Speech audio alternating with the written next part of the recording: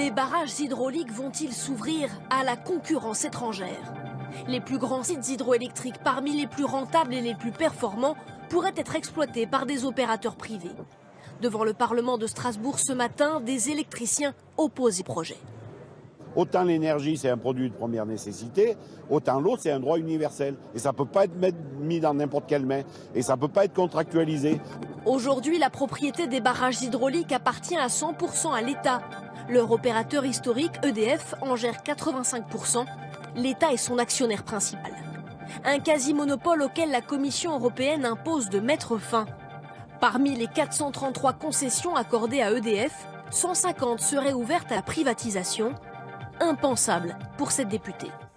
C'est un enjeu de souveraineté nationale énergétique et je considère que les ouvrages ne sont pas des biens comme les autres et qu'ils doivent relever du service public et ne pas être mis en concurrence.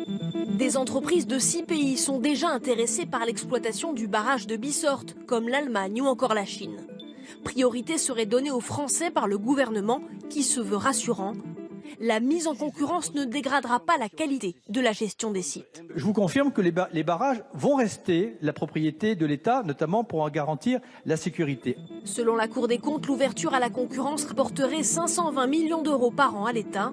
Les premiers appels d'offres pourraient se faire dès la fin de l'année.